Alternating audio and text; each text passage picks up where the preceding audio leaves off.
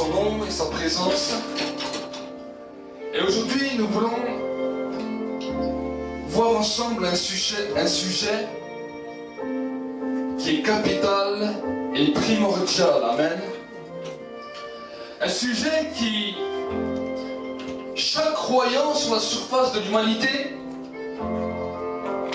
est appelé à entendre, est appelé à écouter et est appelé à être interpellé par ce message. Amen.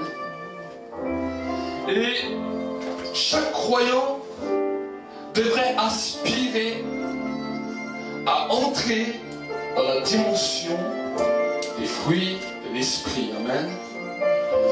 Aujourd'hui, nous allons parler ensemble des fruits de l'esprit.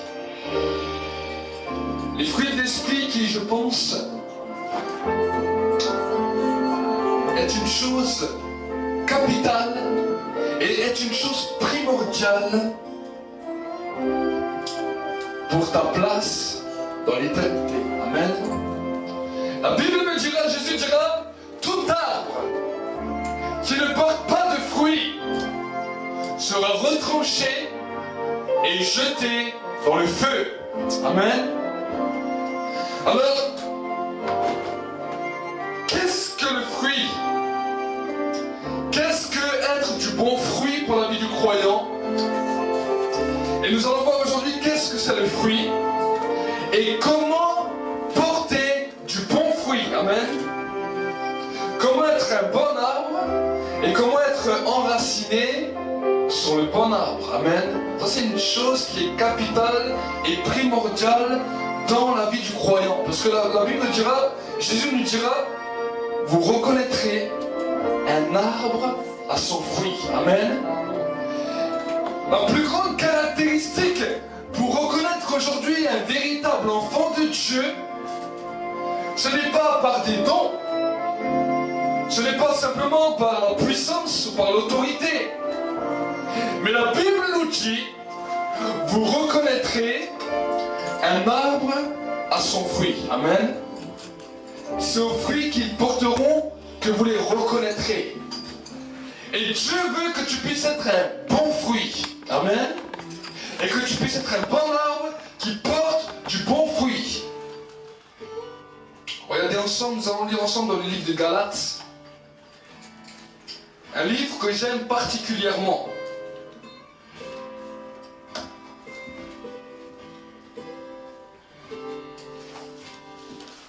Le livre de Galates.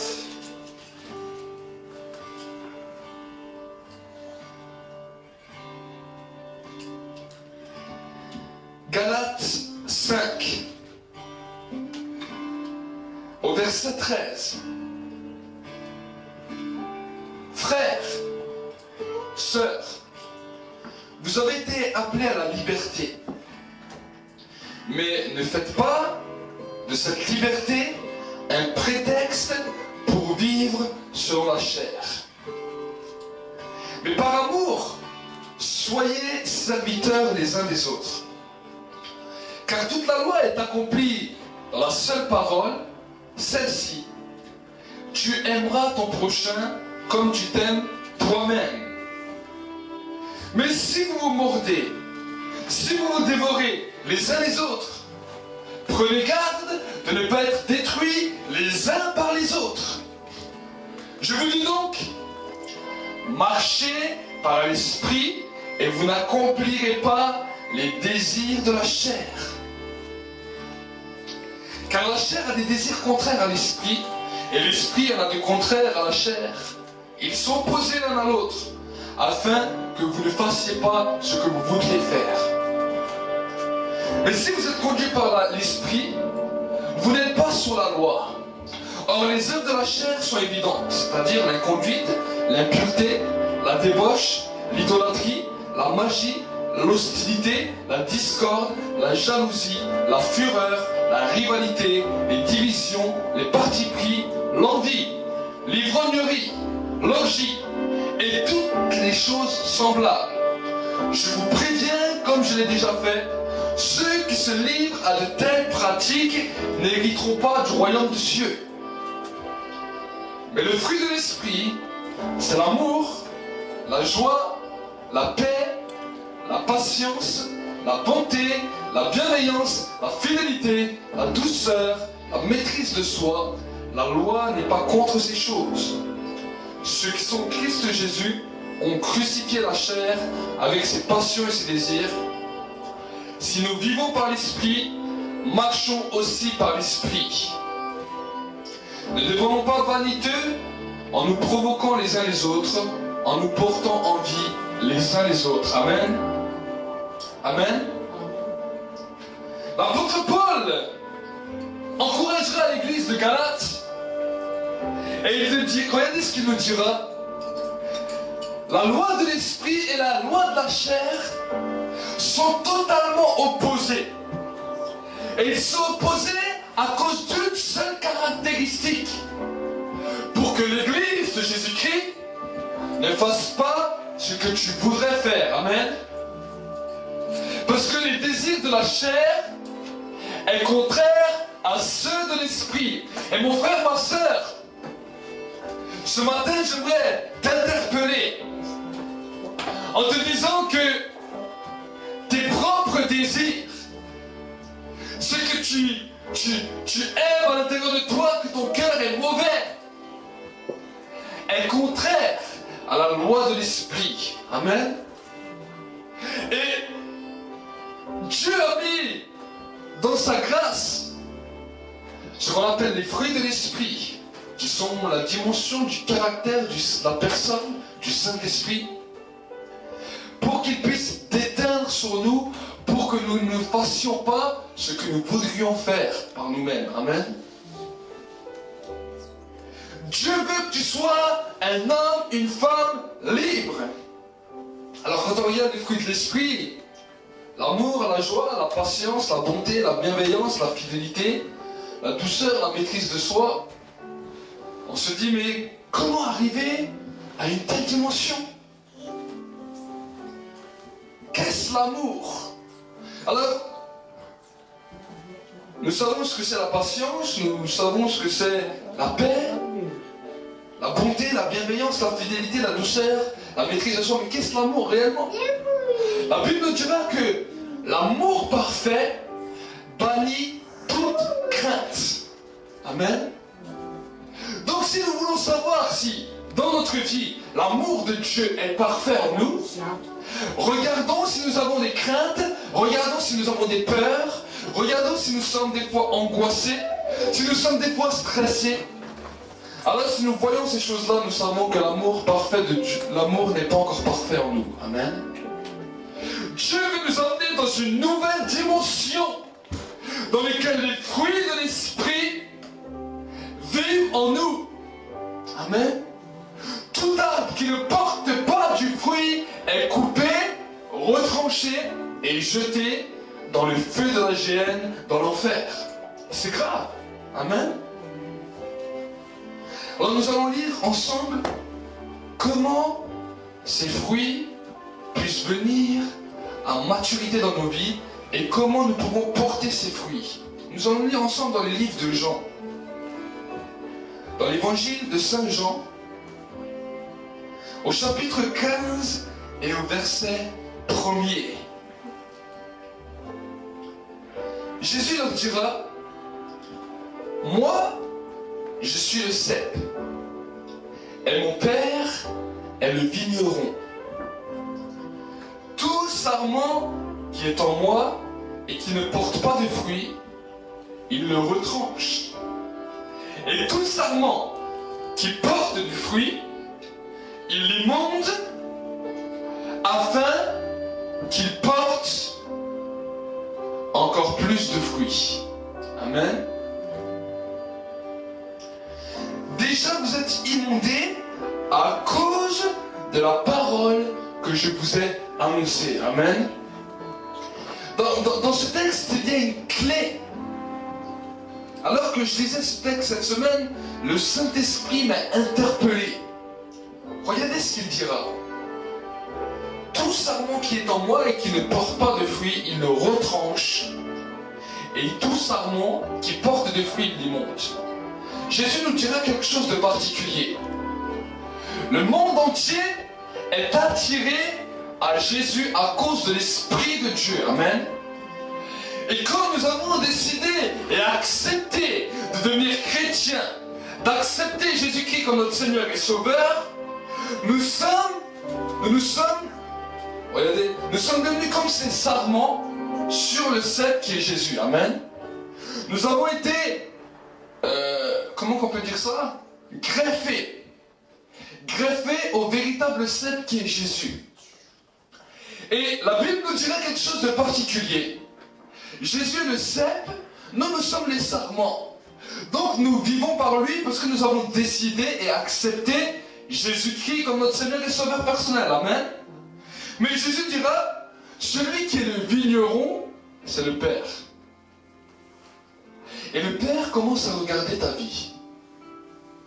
Fur et à mesure que tu grandis avec Dieu, fur et à mesure que tu grandis dans ta foi, le Père commence à regarder ta vie. Et Jésus nous dira quelque chose de particulier. Regardez ce qu'il dira. Moi je suis le cep et mon Père est le vigneron.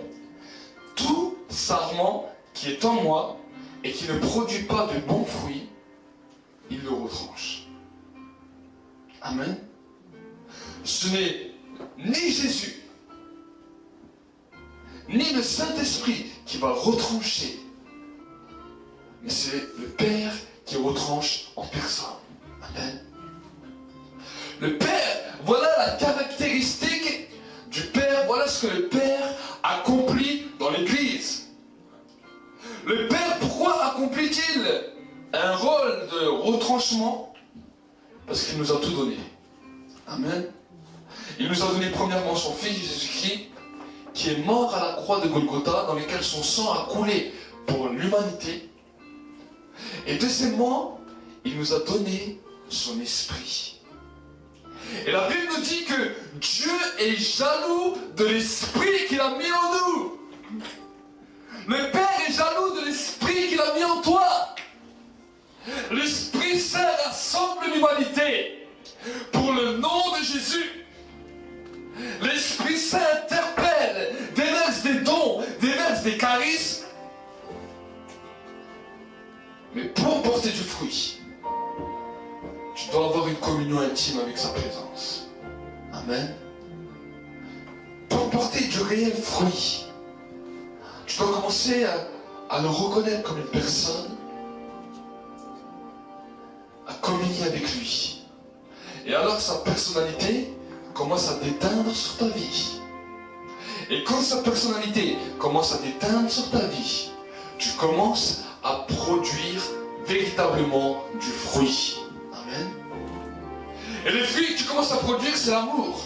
Parce que quand tu communies avec la personne de l'Esprit Saint, quand tu commences à être en partenariat dans cette intimité de cette présence, la première des choses qui va s'enlever de ta vie, c'est la crainte.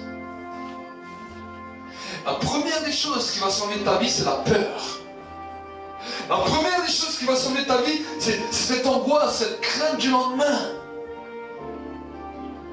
Et quand cela se produit, le fruit de l'amour commence à se manifester au sein de ta vie. Amen.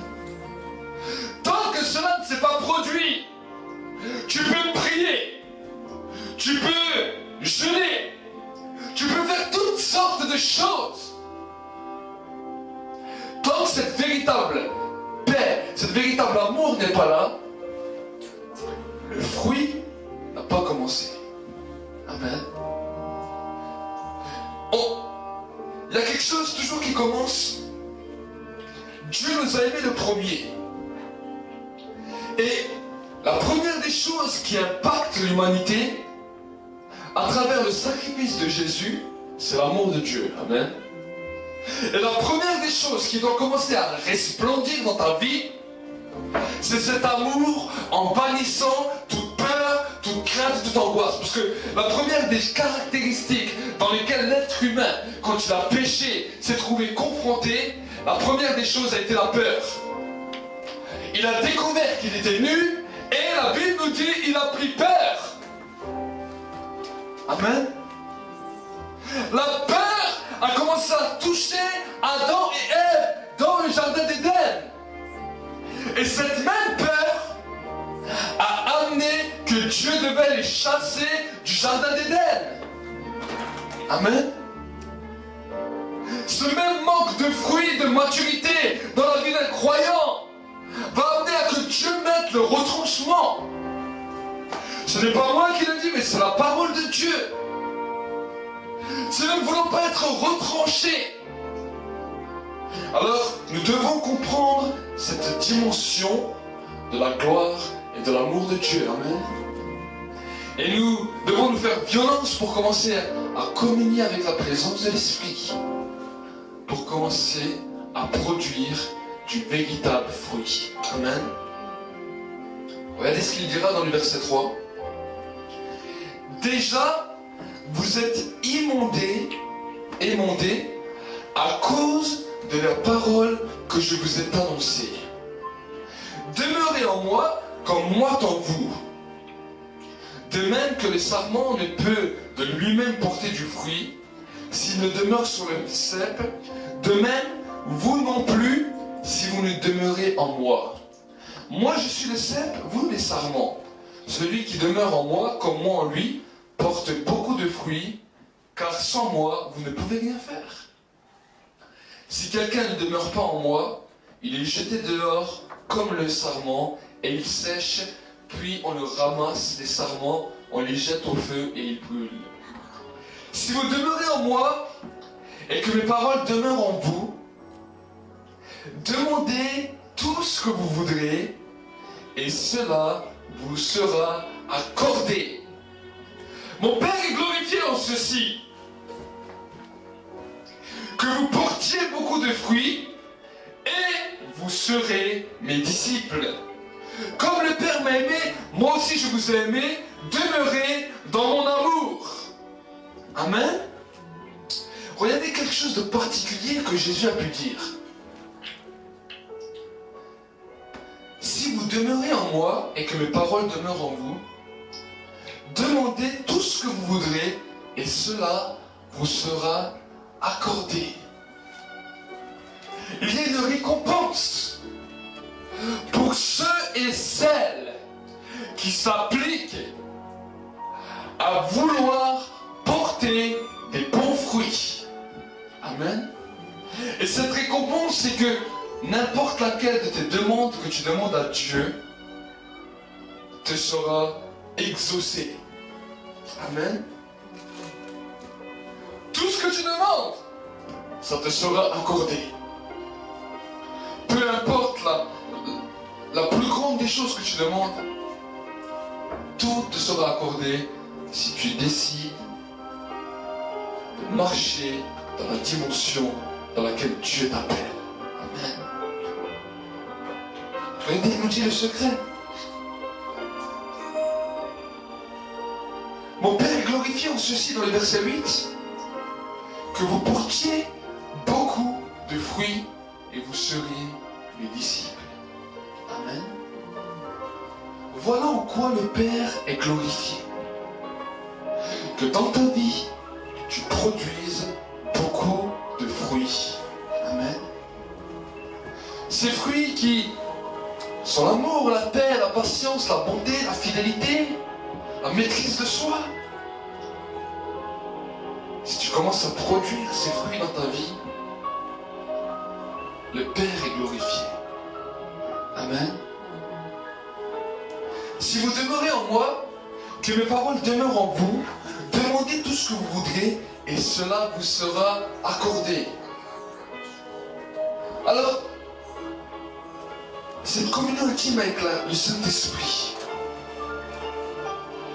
c'est réellement important. Il a dit que celui qui a des oreilles écoute ce que l'Esprit dit à l'Église. Il veut vraiment que tu commences à expérimenter une dimension réelle avec sa présence.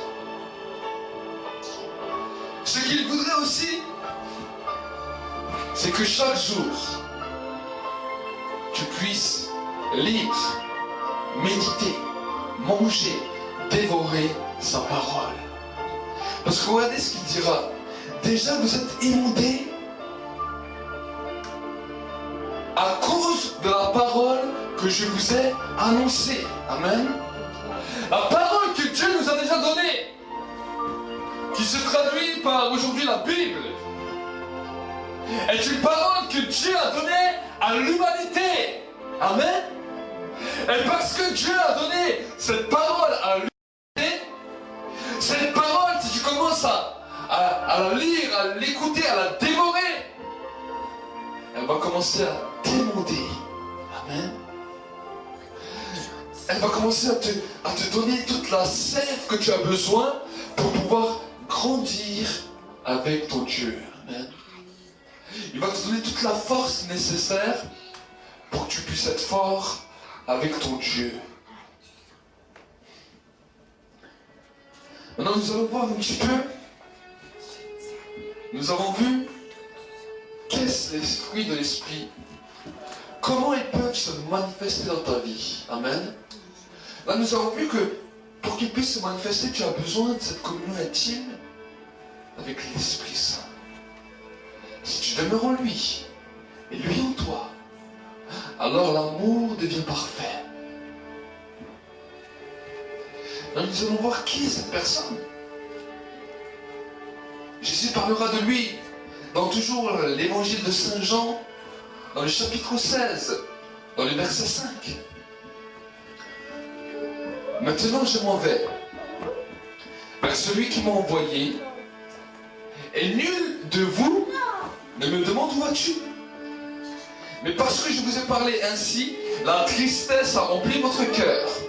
Cependant, je vous dis la vérité, il est avantageux pour vous que je parte, car si je ne pars pas, le consolateur ne viendra pas vers vous. Mais si je m'en vais, je vous l'enverrai. Et quand il sera venu, il convaincra le monde de péché, de justice et de jugement. De péché, parce qu'il ne croit pas en moi. De justice, parce que je vais vers le Père et que vous ne me verrez plus.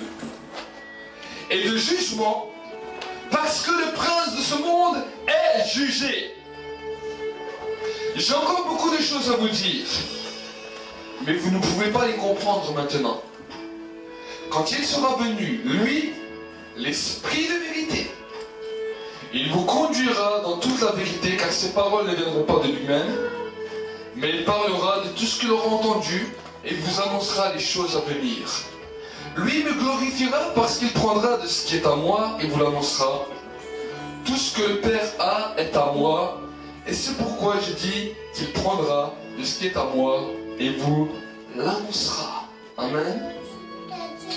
La Bible nous dit qu'il convaincra le monde de 3 choses spécifiques.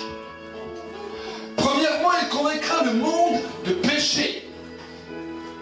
Pourquoi Jésus a dit que le Saint-Esprit convaincra le monde de péché?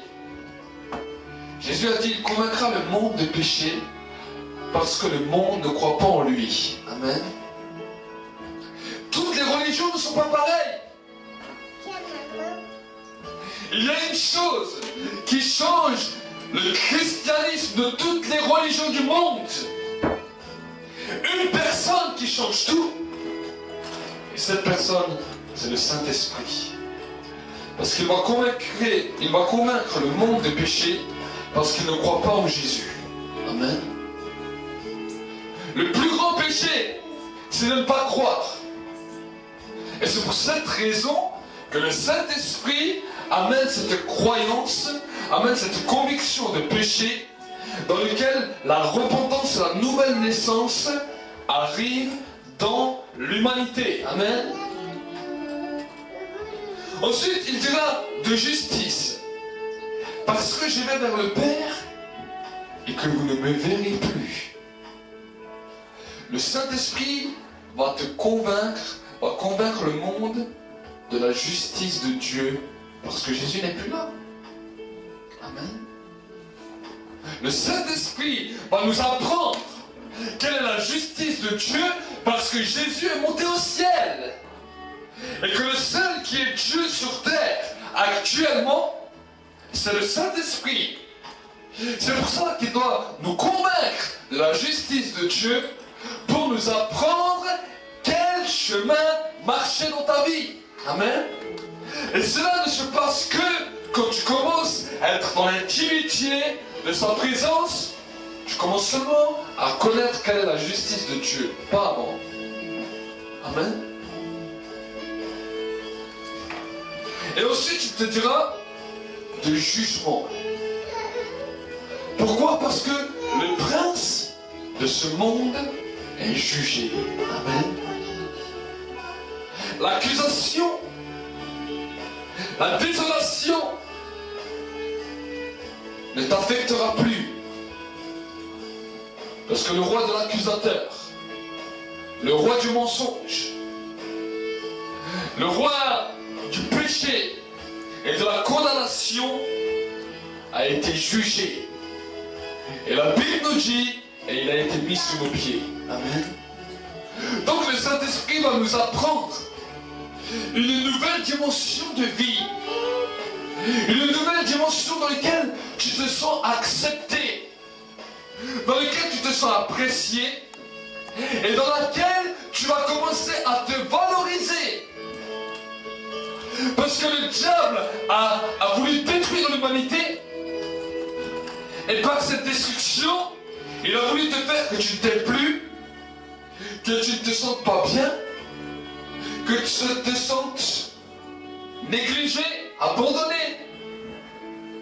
Et le Saint-Esprit va recommencer à faire une nouvelle œuvre dans ta vie. Et tu pourras aimer les autres comme tu t'aimes toi-même. Amen.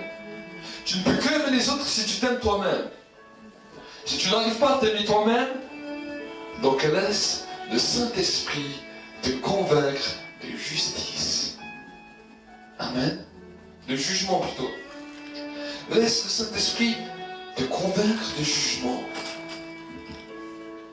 Si toi peut-être tu entends ce message et tu n'as jamais donné ta vie à Dieu, alors dis-lui, Saint-Esprit, je veux que tu me convainques de pécher parce que je ne connais pas Jésus. Amen. Parce que je ne crois pas en Jésus. Et pendant ce message, le Saint-Esprit commence à convaincre de péché. Si tu es enfant de Dieu,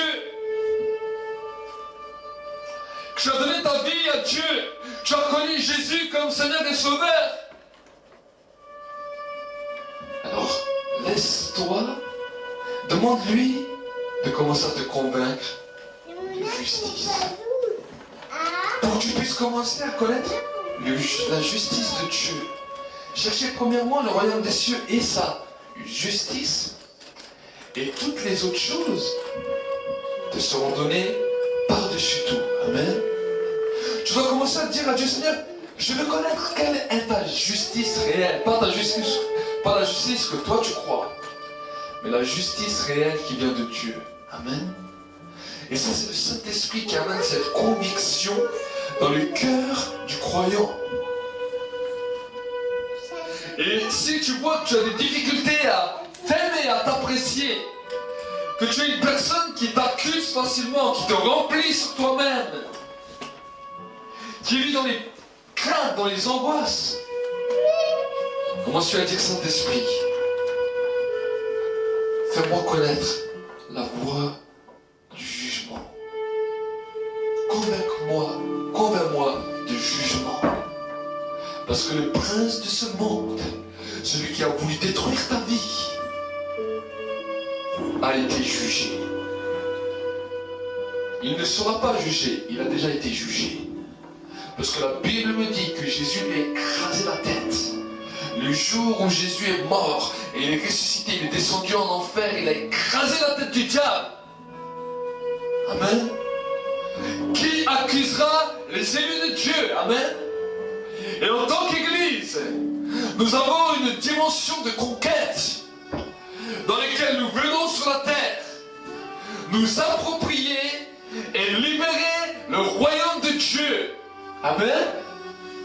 Nous sommes une nation de conquête qui reprenons les territoires que Dieu nous a donnés parce qu'il les a arrachés à Satan et il lui a écrasé la tête. Amen. Quand il sera venu, le Saint-Esprit, dans le verset 17,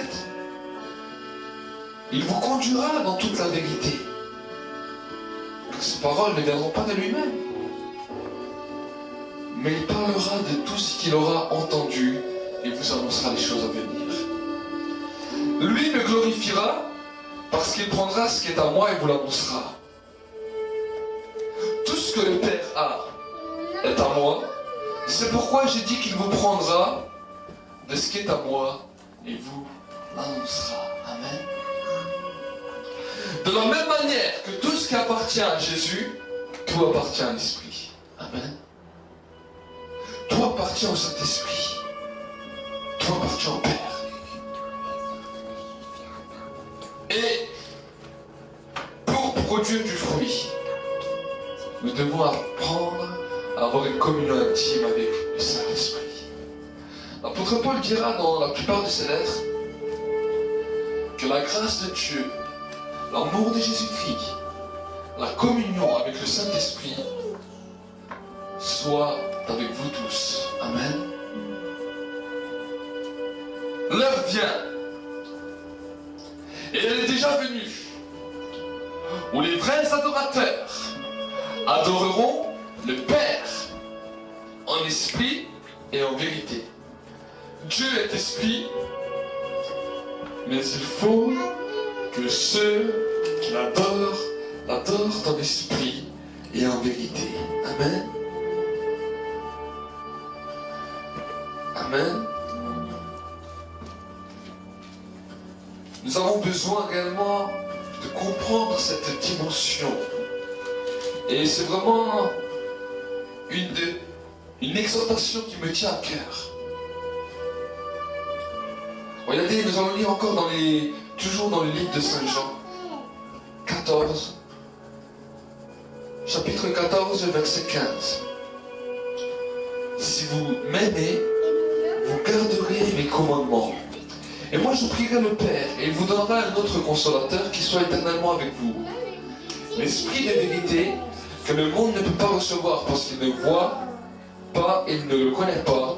Mais vous le connaissez parce qu'il demeure près de vous et qu'il sera en vous. Je ne vous laisserai pas orphelin. Je viens vers vous. Encore un peu de temps et le monde ne me verra plus. Mais vous me verrez parce que moi, je vis et que vous aussi vous vivrez. En ce jour-là, vous connaîtrez que moi, je suis en le Père, vous en moi et moi en vous. Celui qui a mes commandements et qui les garde, c'est celui qui m'aime. Celui qui m'aime sera aimé de mon Père, et moi, je l'aimerai et je me manifesterai à lui. Pourquoi est-ce une nécessité d'avoir une communion intime avec l'Esprit Saint?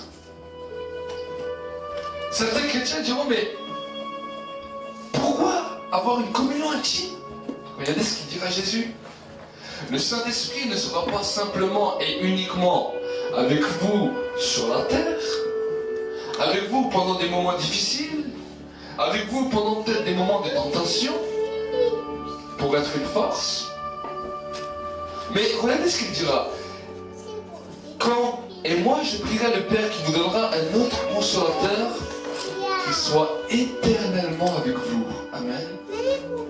Le jour où le Saint-Esprit est descendu dans ta vie, et si tu n'as pas reçu le Saint-Esprit, alors le Saint-Esprit va descendre dans ta vie. Sache que ce n'est pas pour une courte durée, pour une durée seulement quand tu pries ou quand tu loues, mais la Bible nous dit, il sera éternellement avec toi. Amen. D'où la nécessité de le connaître personnellement, d'où la nécessité d'entretenir une communion intime et profonde avec lui, parce qu'il sera éternellement avec toi. Le jour où tu quittes cette terre, il sera là. Le psalmiste David dira, même si je marche dans la vallée de l'ombre de la mort, je ne crains aucun mal, car tu es avec moi. Amen. La dimension dans laquelle Dieu veut t'amener, mon frère, ma soeur, c'est une dimension éternelle. Amen. Il veut que tu puisses grandir dans l'intimité avec le Saint-Esprit. Parce qu'il sait que tu seras éternellement avec lui. Amen. Et si tu n'expérimentes pas rien de plus que simplement quelques frissons, ou simplement quelques instants où tu pries, où tu te sens bien dans la louange, mais que tu ne grandis jamais dans cette intimité, tu ne sauras jamais changer. Tu ne porteras jamais du fruit. Tu peux manifester des dons selon la grâce que Dieu donne. Mais le plus grand désastre, c'est que le Père peut te retrancher. Amen. C'est un message qui est primordial et essentiel. Parce que la Bible nous dit que le chemin qui mène au ciel est très étroit et très resserré. Et qu'il y en a peu qui le trouvent. La première fois que j'ai lu cela dans la parole, j'étais étonné, perplexe. J'ai dit, comment se fait-il que Jésus a dit que peu le trouvent? Jésus a dit, si vous voulez être mes disciples, apprenez à mourir à vous-même. Renoncez à vous-même. Chargez-vous de votre croix et marchez. Amen. Marchez avec Dieu et vivre dans une intimité profonde avec l'Esprit Saint. Amen. Une intimité réelle, une intimité profonde qui va t'amener dans une dimension de révolution. Amen. Le Saint-Esprit a beaucoup de choses à t'apprendre. La révolution est le temps du renouveau. Est le temps où les choses anciennes sont passées et les choses deviennent nouvelles. Un temps de changement. Un temps d'accomplissement de la parole de Dieu. Mais cela devient seulement réel le jour où tu commences à entrer dans l'intimité de la présence de Dieu. Amen.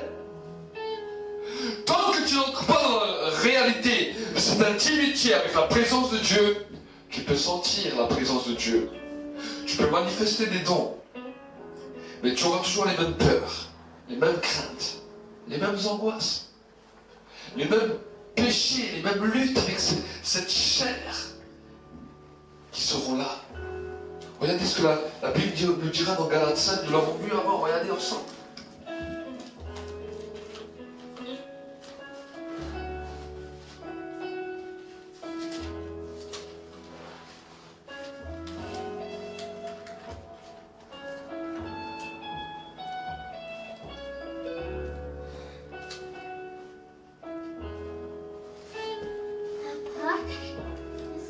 Dans Galates 5, regardez ce que la Bible nous dit. Or, les œuvres de la chair sont évidentes, c'est-à-dire l'inconduite, l'impureté, la débauche, l'idolâtrie, la magie, l'hostilité, la discorde, la jalousie, la fureur, la rivalité, la division, les partis pris, l'envie, l'ivrognerie, l'orgie, et toutes les choses semblables, je vous en préviens, comme je l'ai déjà fait, ceux qui se livrent à de telles pratiques n'hériteront pas le royaume de Dieu. Et chacun d'entre nous, qui que nous soyons, avons été touchés par l'une de ces choses.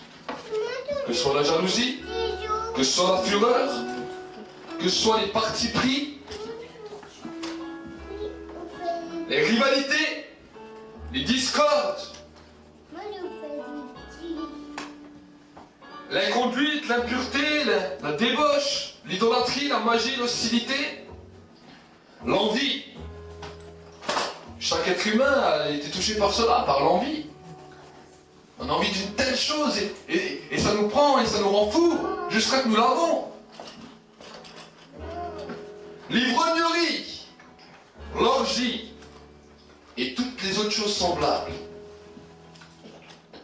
Je vous en préviens, comme je l'ai déjà fait, ceux qui se livrent à de telles pratiques n'éviteront pas le royaume de Dieu. Amen. Amen. Dans toujours Galates, chapitre 5, verset 1er, il dira: c'est pour la liberté que Christ nous a libérés. Demeurez donc fermes et ne vous remettez pas de nouveau sous le joug de l'esclavage. Amen. Car dans le verset 6, il nous dira, dans le verset 4, on va commencer: vous êtes séparés de Christ, vous qui cherchez la justification dans la loi, vous êtes déchus de la grâce. Pour nous, c'est de la foi que nous attendons par l'Esprit l'espérance de la justice. Car en Christ Jésus, ce qui a de la valeur, ce n'est ni la circoncision ni la circoncision, mais la foi qui est agissante par l'amour. Vous courriez bien, qui vous a arrêté en vous empêchant d'obéir à la vérité? Cette suggestion ne vient pas de celui qui appelle, qui vous appelle. Un peu de levain fait lever toute la pâte. Pour moi, j'ai cette confiance en vous, que vous ne penserez pas autrement, mais celui qui vous trouble, quel qu'il soit, en supportera la condamnation. Amen. Dans le verset 5, il dira: c'est pour nous, c'est par la foi que nous attendons, par l'Esprit, l'espérance de la justice. Amen. Quand nous communions avec l'Esprit Saint, avec la personne du Saint-Esprit, cette espérance, cette attente de la justice. Amen. Bien des fois, des gens m'ont dit: mais pasteur, comment pourrais-je communier avec le Saint-Esprit et qu'est-ce que c'est la communion avec le Saint-Esprit? Alors, j'aimerais te dire ce que tu dois attendre de cette communion. Si tu as déjà accepté Jésus comme ton Seigneur et Sauveur, alors attends-toi à l'espérance de la justice. Amen. Commence à espérer en la justice de Dieu et commence à lui poser des questions par rapport à la justice de Dieu. Dis-lui: qu'est-ce la justice de Dieu? Un homme que j'aimais, qui a vu Jésus, Pilate. Jésus a dit: je suis venu pour rendre témoignage de la vérité. Et Pilate, qui était devant Jésus, qui a entendu ça, a dit à Jésus: mais qu'est-ce la vérité? Qu'est-ce que c'est la vérité? Amen. De la même manière, la Bible nous dit: le Saint-Esprit vient nous apprendre, nous convaincre, nous annoncer la justice. Pourquoi ferions-nous pas comme cet homme? Qu'est-ce la justice? Saint-Esprit, qu'est-ce la justice? Apprends-nous.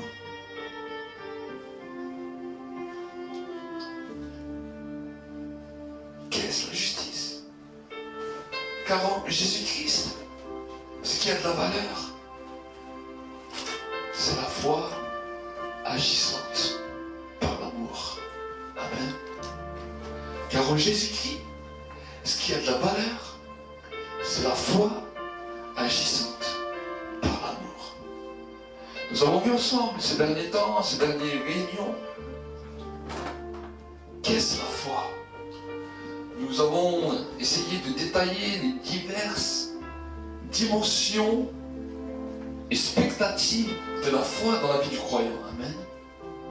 Mais maintenant, cette fois, nous devons continuer et nous devons grandir maintenant dans ce qu'on appelle la foi agissante dans l'amour. Amen. Donc nous avons compris comment croire en Dieu, comment nous approcher de Dieu. Mais maintenant, ce que nous avons besoin, c'est cette intimité réelle avec l'Esprit Saint dans lequel: convainc-nous de ta justice. Amen. Convainc-nous de ton jugement. Je sais qu'il y a beaucoup d'hommes et de femmes qui se détestent, qui se haïssent. Beaucoup d'hommes et de femmes qui ne se valorisent pas. Pour eux, ils n'ont pas de valeur. Croient toujours qu'ils sont derrière les gens. Que personne ne fait attention à eux, que personne ne les aime. Combien d'hommes et de femmes sont en dépression, même dans notre pays? Parce que le diable diable a voulu venir détruire l'humanité en venant lui mentir. Mais j'aimerais te dire, le Saint-Esprit va venir. Et le Saint-Esprit est déjà là. Mais dans l'intimité avec sa présence, il va commencer à te convaincre que celui qui t'accusait, le prince de ce monde, a été jugé et qu'il n'a plus d'autorité sur ta vie. Amen. Il va venir te redonner les valeurs du ciel, pour que tu puisses porter du fruit. La seule conséquence de tous ces péchés mentionnés dans Galates et tous les autres péchés que nous connaissons, c'est parce que quand l'homme a péché, il s'est produit quelque chose, un fruit du péché qui a commencé à détruire l'homme. Et la Bible nous dit que quand Adam et Ève ont péché, la première des choses qu'ils ont découvertes, c'est qu'ils étaient nus. La deuxième des choses, c'est qu'ils avaient peur. Amen. La marque de l'amour qui était dans leur vie a disparu et la peur est venue. Et cette même peur a amené la mort. Amen. Mais la Bible nous dit, l'amour parfait bannit toute crainte. Jésus a donné sa vie par amour pour toi, pour toi mon frère, ma soeur. Maintenant il te demande de le suivre. Si nous vivons par l'Esprit, marchons aussi par l'Esprit. Amen. Dieu en a marre de voir dans l'humanité des hommes et des femmes qui sont apeurés, angoissés, stressés, apeurés. Dans certains pays, alors qu'il y a la guerre, on peut se dire, humainement, c'est normal, ils sont dans la guerre, ils n'ont pas à manger, ils ne savent pas comment faire. Mais nous voyons que dans nos pays occidentaux, dans lesquels nous avons de quoi manger, de quoi nous habiller, ces mêmes peurs, ces mêmes angoisses touchent dans toute l'humanité, quel que soit l'endroit. Amen. Mais nous voulons, et mon désir, c'est que l'Église devienne une Église nouvelle. Une Église qui vive en communion avec le Saint-Esprit. Une Église qui connaît les lois de Dieu. Et une Église qui grandit et qui produit du fruit. Amen. Jusqu'à dans la vie éternelle. Une Église qui sera marquée et différenciée par une caractéristique, une façon de marcher que l'être humain sans Dieu ne pourra jamais avoir. Amen. L'Église doit montrer au monde qu'il a quelque chose de plus que le monde n'a pas. Amen. Les hommes et les femmes qui te connaissent, qui te voient, doivent voir en toi quelque chose qu'eux n'ont pas. Amen. Amen. Et c'est dans cet amour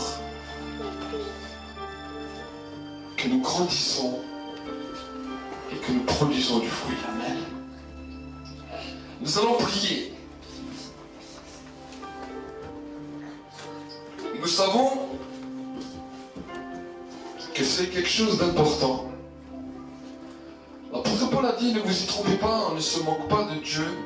Ce qu'un homme sème, il le récoltera. Si tu sèmes pour les œuvres de la chair, tu ne récolteras pas quelque chose qui sera bénéfique pour toi. Parce que les œuvres de la chair sont évidentes, nous l'avons vu ensemble. Mais si tu commences à semer pour l'Esprit, pour une personne, qu'on appelle le Saint-Esprit, alors tu récolteras un immense trésor. Premièrement ici-bas, parce que tout ce que tu demanderas te sera accordé. Et pour l'éternité. Amen. Amen. Il est terrible de tomber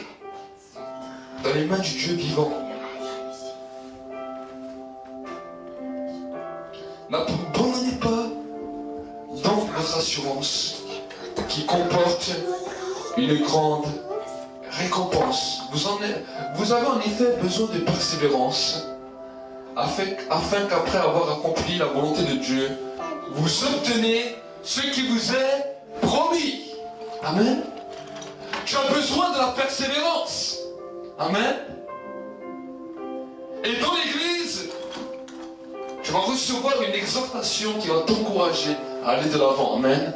Non seulement l'attouchement de la présence de Dieu, du Saint-Esprit qui va renouveler son onction et cette ferveur dans ta vie, mais tu vas recevoir une exhortation pour t'aider à aller plus loin. Amen. Amen. Prions ensemble. Merci Seigneur pour ta grâce. Merci pour ce message. Merci Saint-Esprit pour ce message qui a été bénéfique pour ma propre vie. Et je sais qu'il va être bénéfique pour l'Église, pour les internautes qui écoutent. Et Seigneur, je te prie maintenant pour leur vie. Je te demande, Seigneur, une grâce spéciale. Seigneur, que c'est ta présence qui les touche. Saint-Esprit, un attouchement divin maintenant pour l'Église. Un attouchement divin pour les internautes. Une nouvelle persévérance. Seigneur, qu'une nouvelle intimité avec ta présence puisse être créée, puisse être renouvelée. Une intimité que personne ne pourra détruire. Pour la gloire de ton nom. Saint-Esprit, merci que c'est toi qui commences à toucher les cœurs maintenant. Maintenant, les écailles des yeux tombent. Maintenant, là où le diable voulait détruire, cela est détruit maintenant dans le nom de Jésus. Recevez maintenant l'attouchement de l'Esprit Saint. Saint-Esprit, tu touches maintenant. Tu touches.